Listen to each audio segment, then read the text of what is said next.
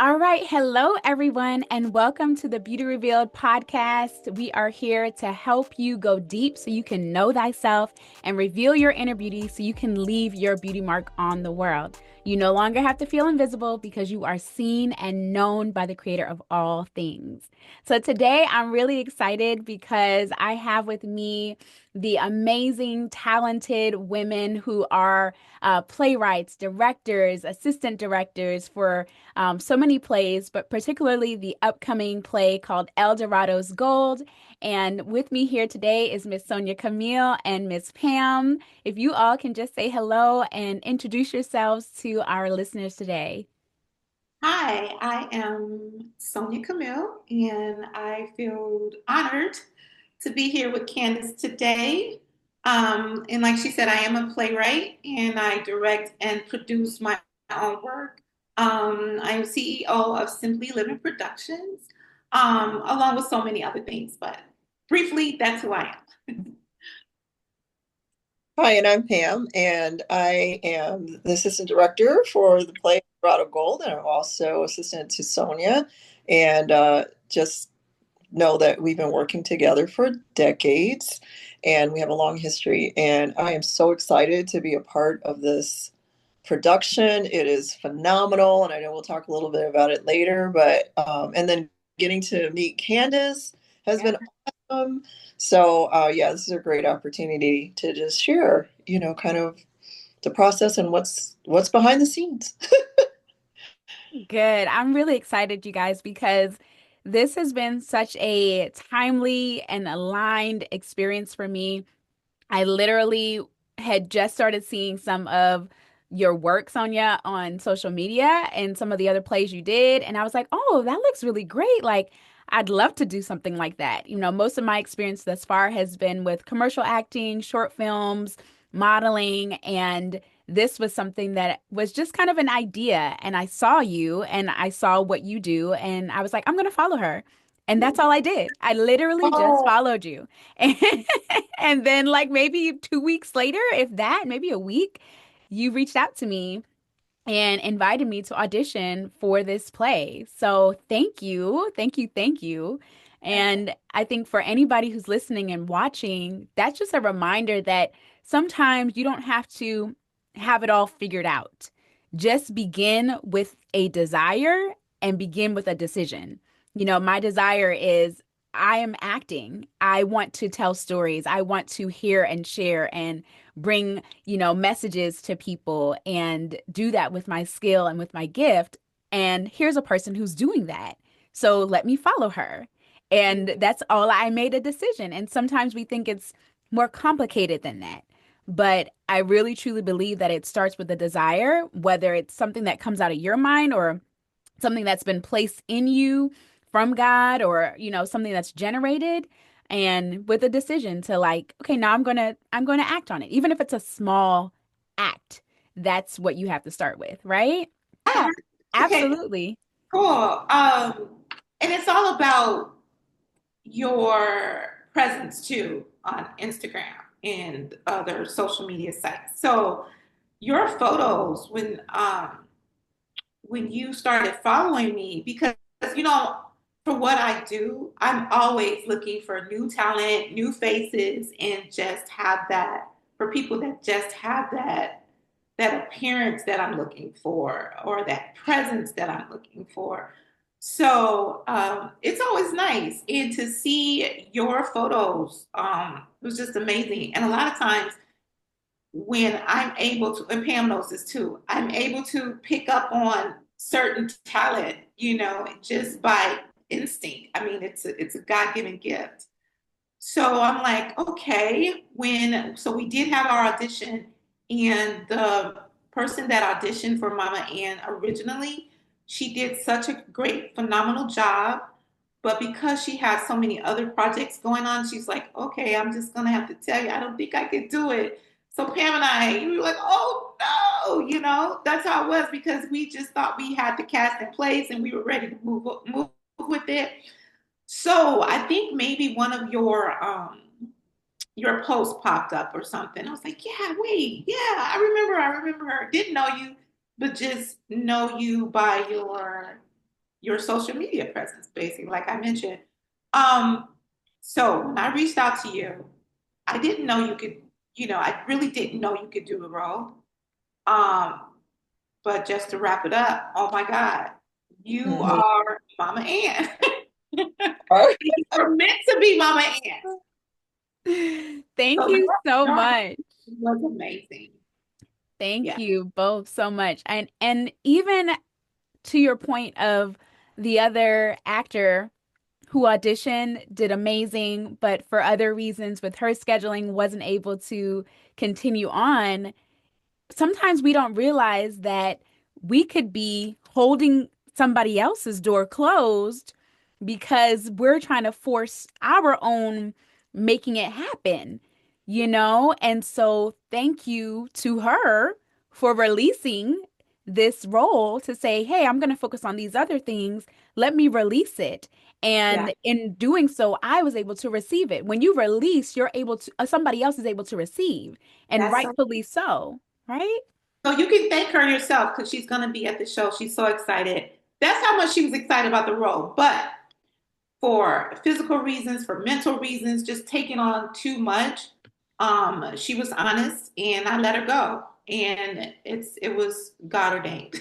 Yeah. She'll Good. be Well, there. I look forward to meeting her because, Yeah, yeah, you just never know how your choices and decisions are going to impact somebody else.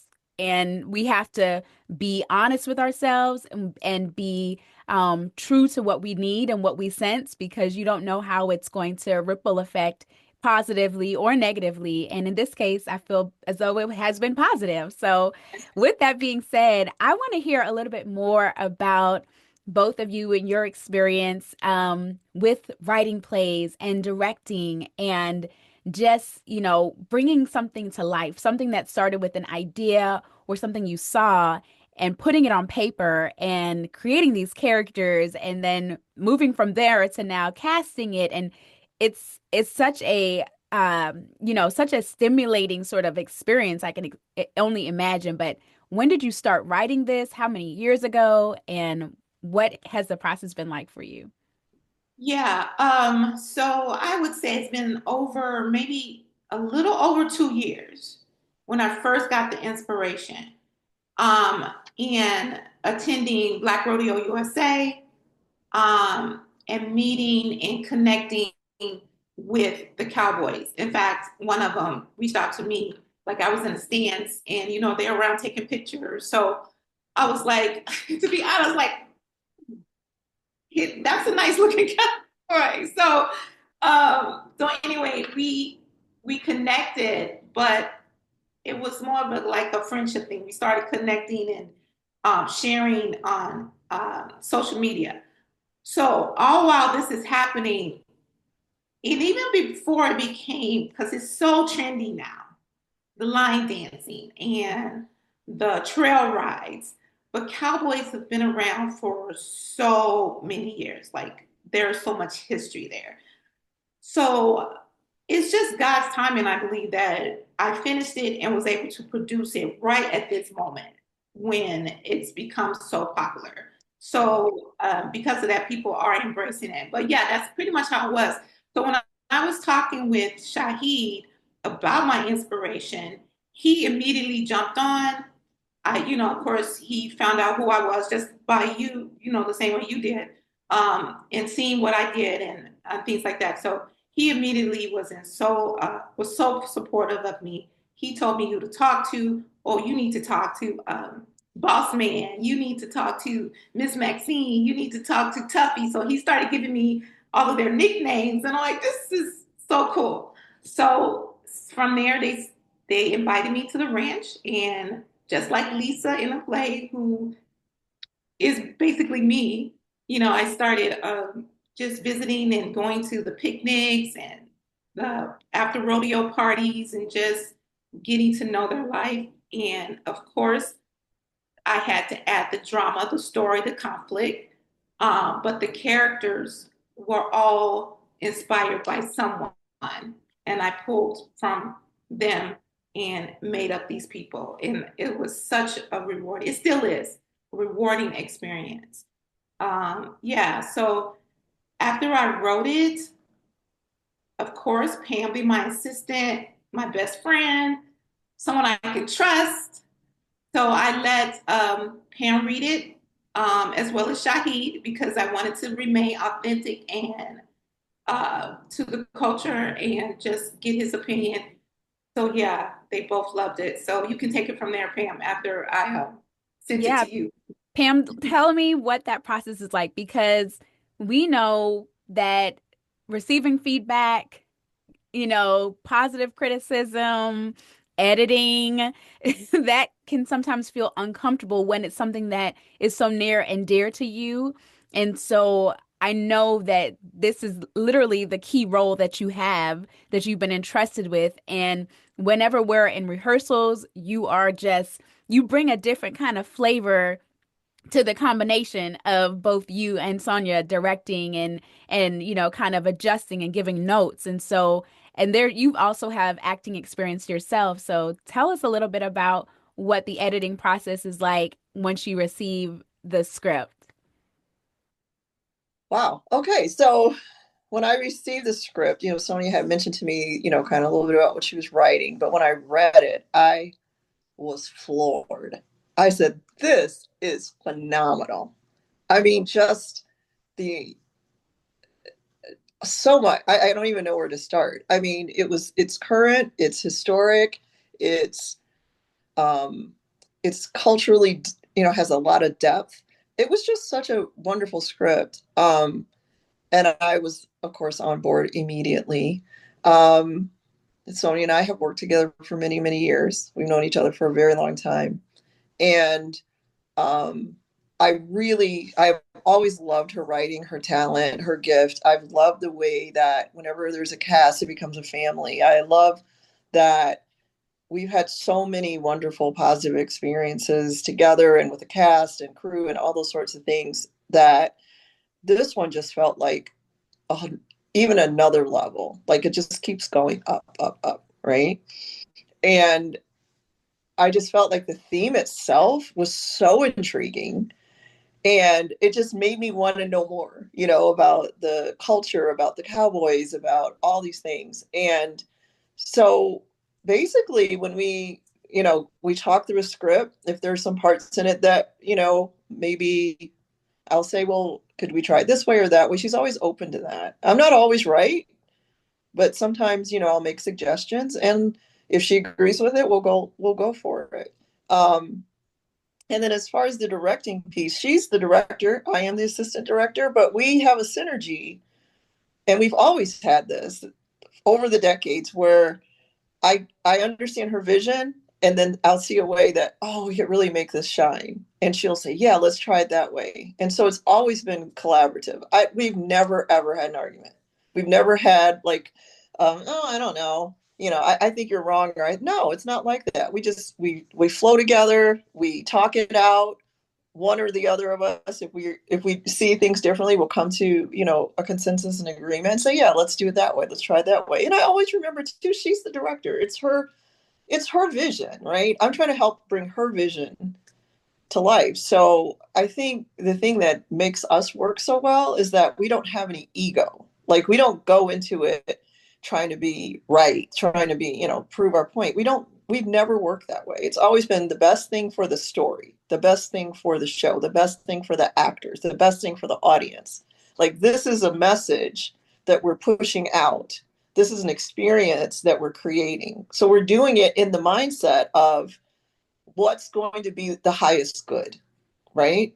And so I think that it is literally one of the greatest joys of my life is when I work with Sonia on theater, on play, on it's so fulfilling. That's so good. I love that because so many times I think visions and dreams get interrupted and thwarted because of ego, Mm-hmm. because there's a lack of, synergy or people aren't able to collaborate. And it gives room the way you guys work together and the way that I've experienced your direction allows everybody to contribute and to be a part of it and to bring their brick, if you will, Yes. to the building. And so, with that said, have there been challenges, like whether writing this play or in other plays that you've written, just any challenges that you would say you have, found yourself in through the process? Because it's one thing to go to Black Rodeo and see the cowboys and talk to the cowboys and be, okay, like ideas are coming to me. Oh, this could be a story. And then now I got to put it on paper. And what is that like, that 2-year process in this case of getting it on paper? Are there challenges? Were there ever any times where you felt like you were like, maybe I just need to put this down, or, this isn't it for now? But what's that like for you, Sonja? Because I was so excited about how I was getting that support and that participation from the others, and I just felt so good about it. I never gave up on it. But it does take commitment, like with anything. I had to write every day. Well, see, this is my process. I don't worry about how each sentence is or each scene. I just get it out first from beginning to end. Just get it out. Don't be so much of a self-critic. Don't stop. Just get it out. So I believe in that so much because that can hinder you if you are self-critiquing each page. So that's what the rewrite process is about. But just get it out at first. And because there are rewrites, you want to take your time. You don't want to after you're done with the first draft, you don't want to rush it.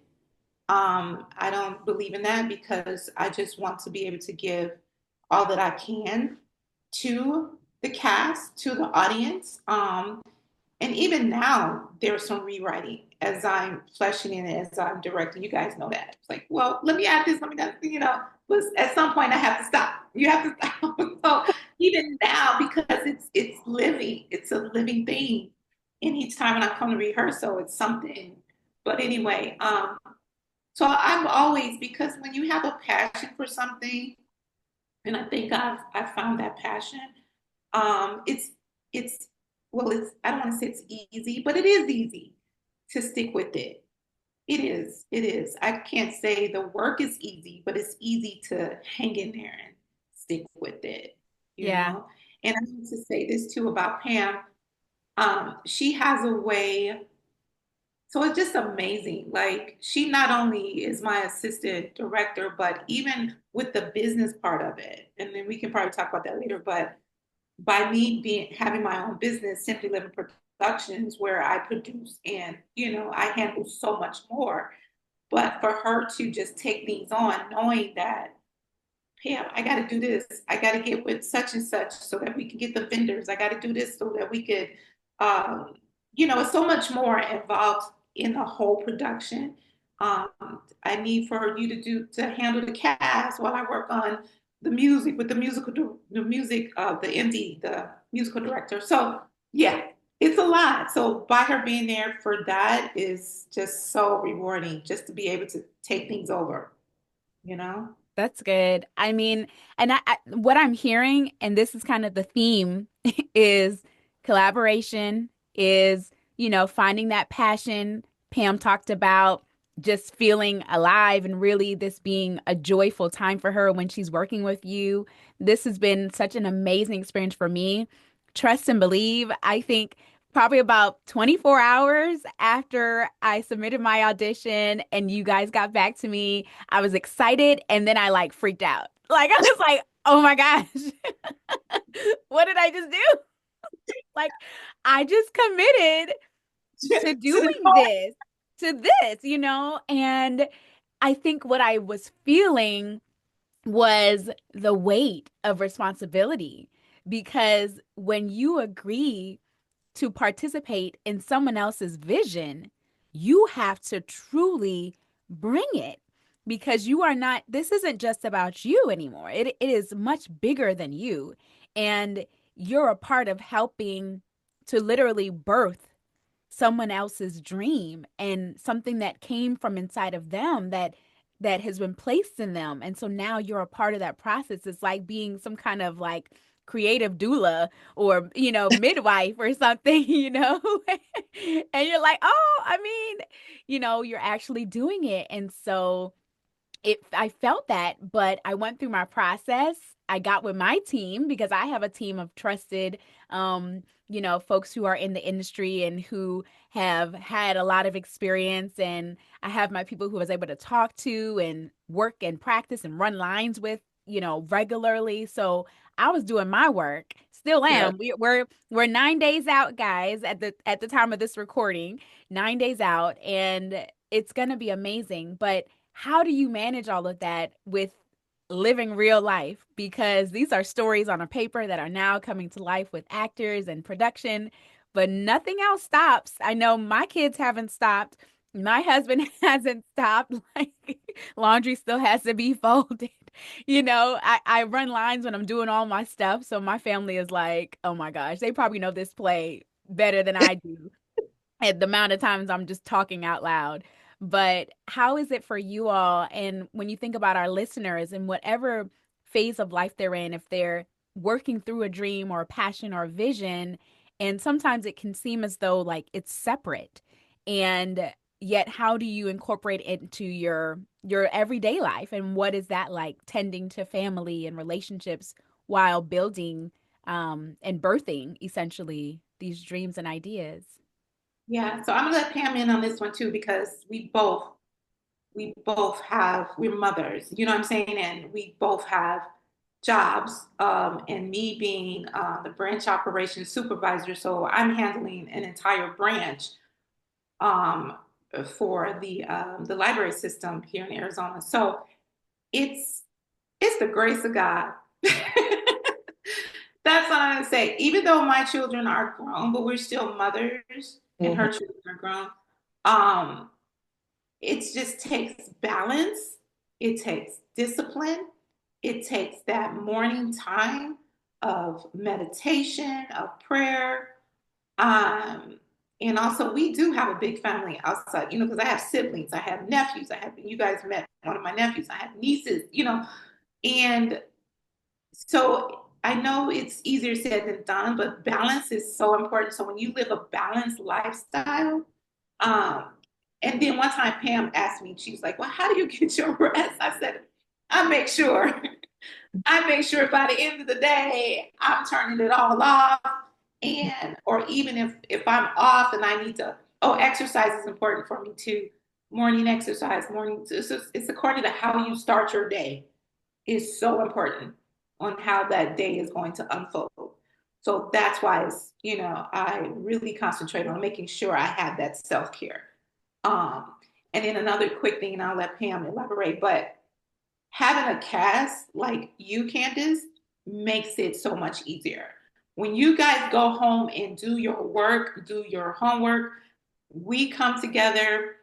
And like I said, as a director, I once said, I'm not it's so much easier for us when you guys come in and I want to see what you have first. And a lot of times, if I have that trust in my cast and characters, it makes me feel so good because they're going to come in with it because they worked, they've understood the script, they've given those backstories, they've elaborated on some of those backstories. It's just knowing that script. So that makes it easier as well. And then having that collaboration and those partnerships with in the business realm of it as well has helped me because I can delegate. So yeah, so Pam, you can finish. Well, I would say everything you just said. I think one of the things that I wanted to highlight, though, is how, and this is part that I guess probably people don't always think about, but your family is so incredibly important in your success. And it's the little things. It's even just the allowing. When I tell my kids I'm at rehearsal, or I tell my husband I have rehearsal, they respect that. They know that it's my passion. It's the thing I love to do, and they all give it like this dignity and respect. So I feel free, to go ahead and do it. In fact, my husband is helping so much with the set, with so many parts of the play. He's just totally immersed in it. He loves every bit of it. but just having that support. And I will honestly say there was a time in my life a long time ago where I did not have that level of support. I still did my art, but it was difficult. But at this stage in my life, having the support and having the the encouragement, it means everything. And I know that, everybody doesn't always feel that depending on what they're doing, that they're trying to create something, trying to do something new. But if when you have that, it gives you wings. So Yeah, it's that's just good. it yeah, it's been wonderful just to feel that level of support. And yeah. That's good. I love that you said that, Pam, just the allowing, because even though we're individuals, when Mhm. you are a part of a family unit, what you do, your time, your Mhm. attention affects everybody.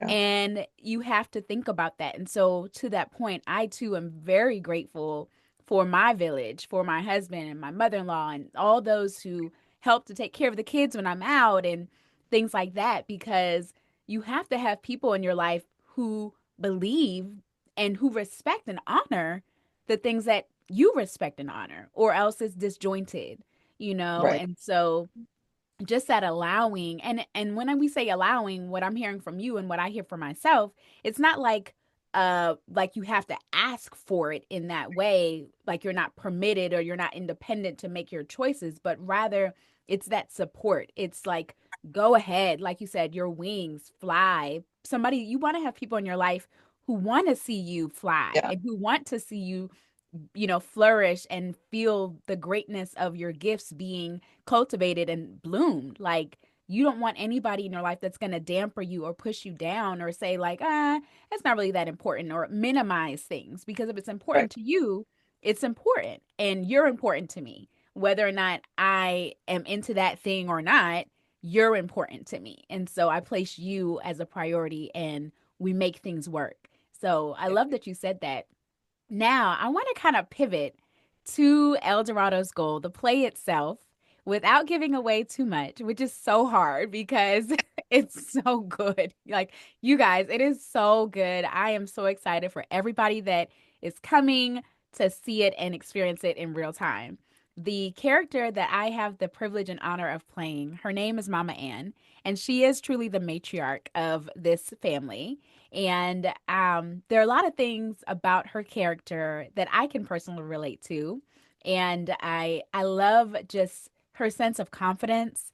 I love that she is a woman of knowing, and she's sure, and she senses and she feels and she sees, and she's kind of like that collective, nuance between all the different characters, truly. And what I love about the script itself and the story is Mama Ann, and this is what I've noticed. I don't know if you did this intentionally, Sonja, but Mama Ann knows a lot of things. She's kind of the first person to introduce ideas to the audience. So pay attention to Mama Ann. She introduces a lot of things to the audience, like, oh, wait, what did she say? Who's that? What's that about? She kind Mhm. of she's sort of like the narrator, essentially, of the whole story. So, she's a key role. So, I want to know a little bit more about your vision for Mama Ann and just why and how you kind of placed her as the kind of the glue and sort of the neck, if you will, to what's happening here. Yeah, and I can start with a couple of things that stand out to me. Because when I originally, in the original script, without saying too much, Uncle Buck was the one who brought the community together to thank them. So I'm not going to say too much about that scene, but that was Uncle Buck originally. So when Shahid, after reading it, and I just, that support is so important, like we talked about. So Shahid being the one that wants to see this script uh, be good and want to see me win, he was like, um, by him reading and knowing Mama Ann, he was like, no, I don't see Uncle Buck doing that part. I see Mama Ann. So I don't think I ever told you guys that, because that was like one of the, so, and then when he said that, because you are the matriarch, he's like, she should be the one that addresses the community at that point. So it worked. So that's why, I was so appreciative of that. When someone gives you an idea and you trust that, and by him being a real cowboy, he just, yeah. So he knew.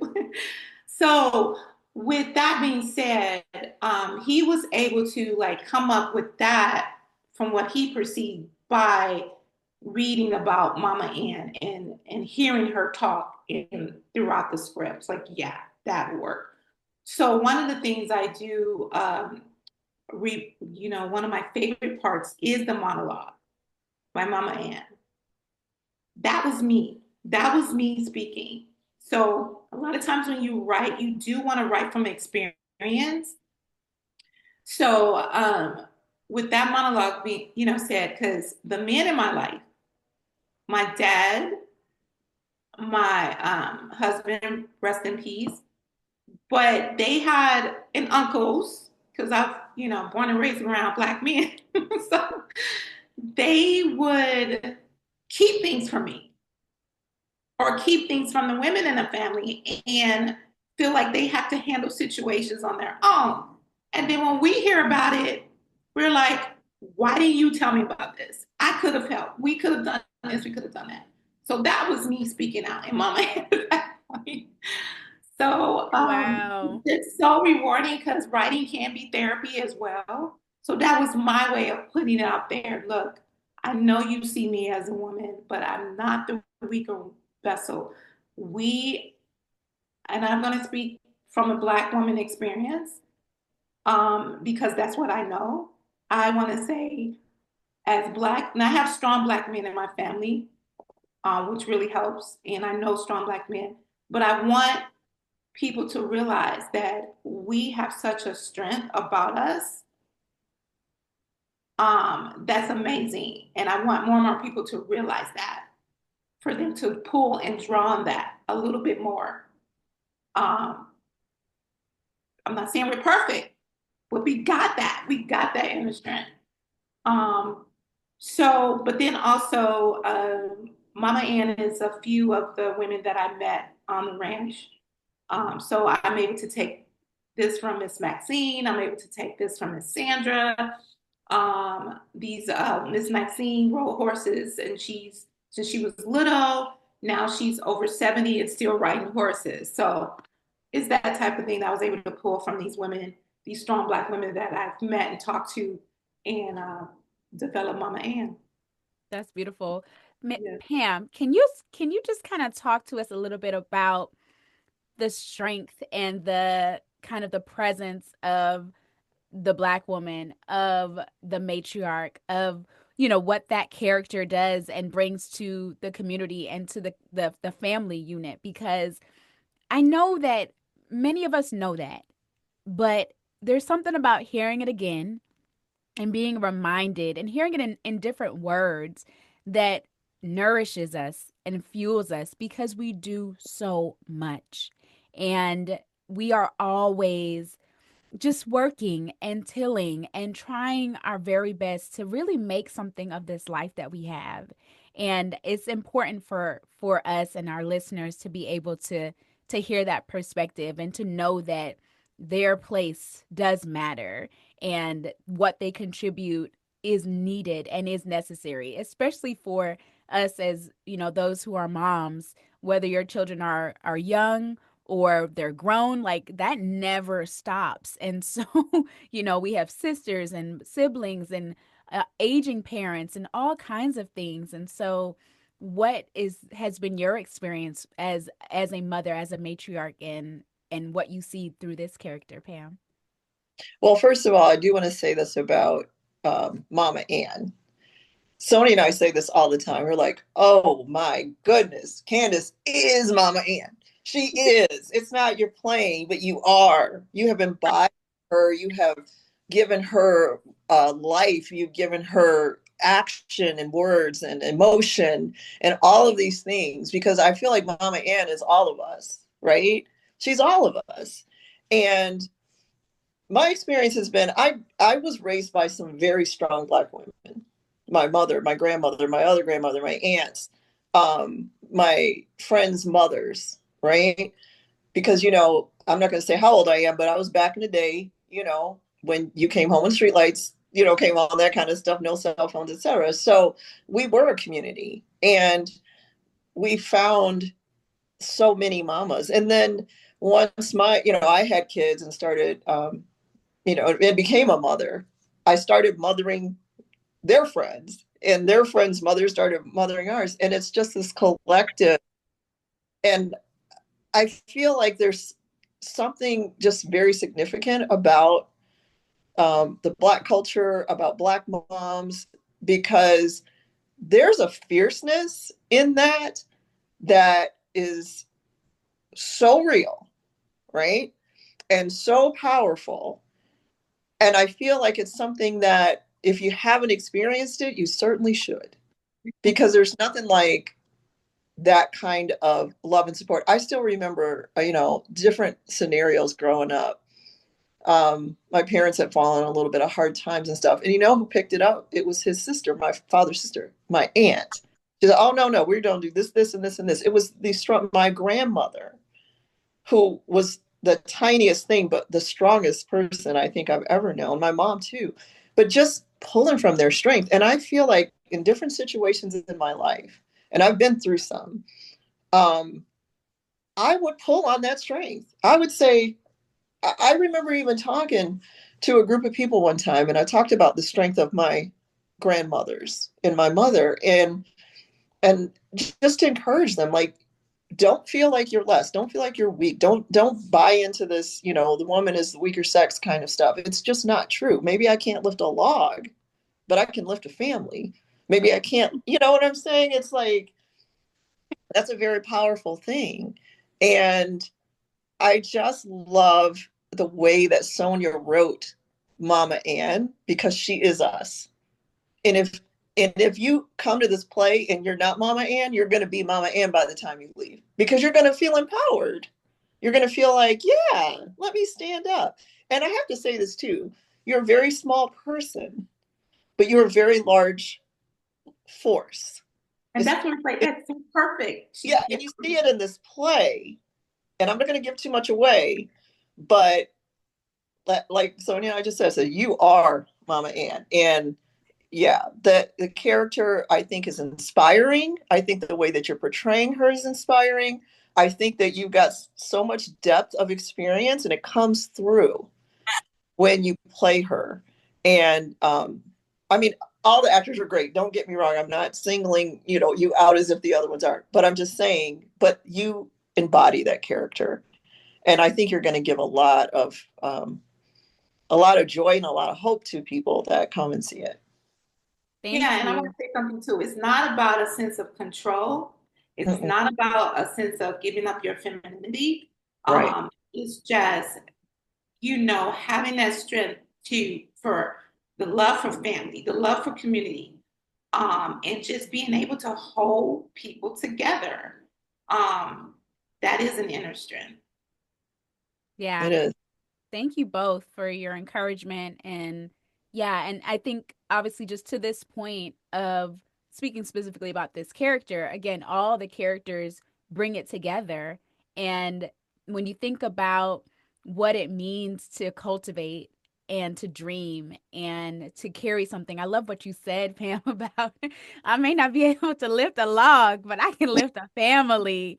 That bars right there, that is the quote of the day, because we know when you know what you can do, you do that really well, and that is what matters. And I love that both of you are doing what you can do really well, which is helping to bring this story and bring it to life. And so as we close, I'd love to hear from you to just share a little bit about how you would encourage somebody who has a dream, who's carrying a seed, a vision, an idea, and they want to cultivate that. They want to go from idea to like living it out.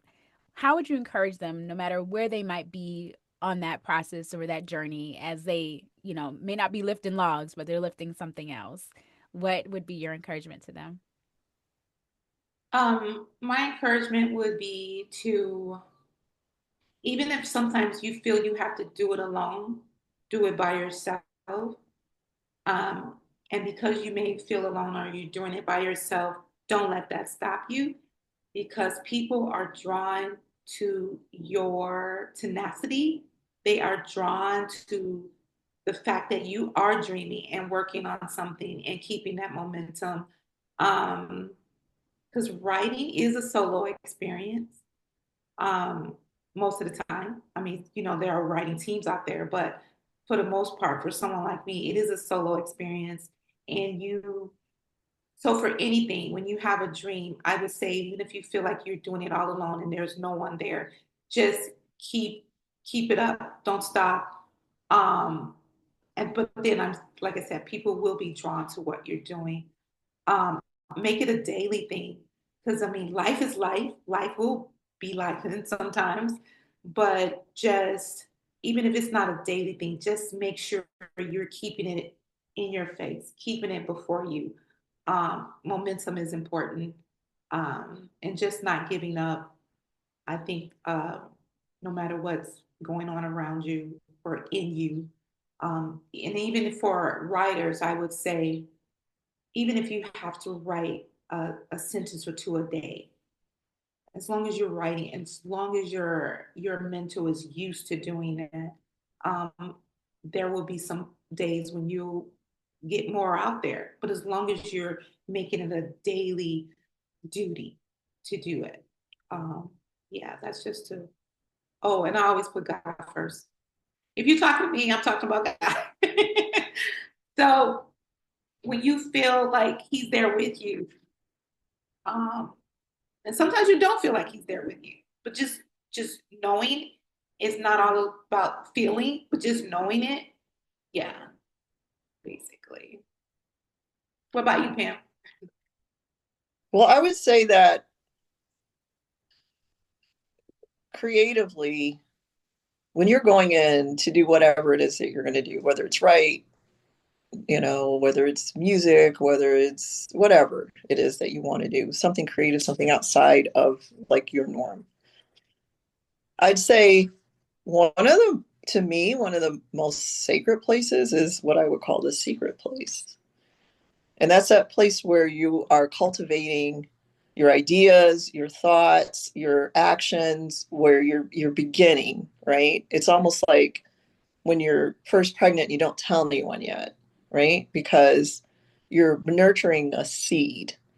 And I think it's important to understand that there's a process, right? It's just like, with a plant, from a seed to, to plant to reducing to flowers to all these things, that you're patient with yourself, because it's easy to look at something that's already done, right? And think, wow, you just popped that out. Sonja just told us she had a 2-year writing process on this play, right? So there's all this stuff that's going on underneath the surface. There's all these things that are non-detectable to other people. And I think that when you have the opportunity to just dwell in that place and appreciate that place and use that time to grow, and to really learn, I feel like the results are exponential. So treasure that time, that place. I love what Sonia said, do a little bit every day. And even if you miss a day, you don't stop. You just say, okay, I missed a day or two or three, but it doesn't end, right? It's that tenacity. But it has to be a tenacity with grace. It can't be, I'm going to force it. I'm going to push through. I'm going to create this thing like with this, this kind of, got to get her done. I don't think that's the right energy. I think the energy is allowing it to come to you, allowing yourself to grow during the process. And when shows up, it shows up with those elements. It shows up with grace. It shows up with this tenacity. It shows up with this power that's beyond your like ability, right? It shows up with a God power. It shows up with I mean, how many times have we like been brought to tears during rehearsal listening to the words? You listen to your own words, Sonja, and you're brought to tears because it's so visceral and it's so real and it's so full of life. And I think that in my own process, I have written a lot of things in my life, lots of plays and skits and all these kind of things. And it would always start in the quiet. It would just start with that germ of an idea. It would start in this, I heard something or I got this idea in my head. And I think we have to cherish that part. We have to cherish that part, that quiet incubator stage.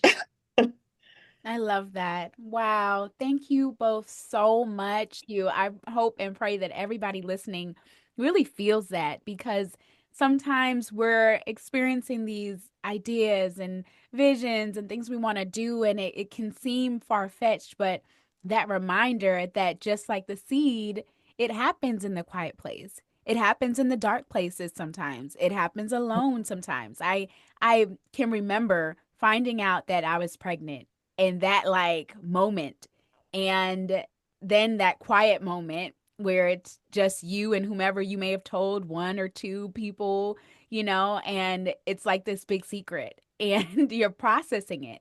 And so I think that sometimes we forget that we need to have those times of quiet.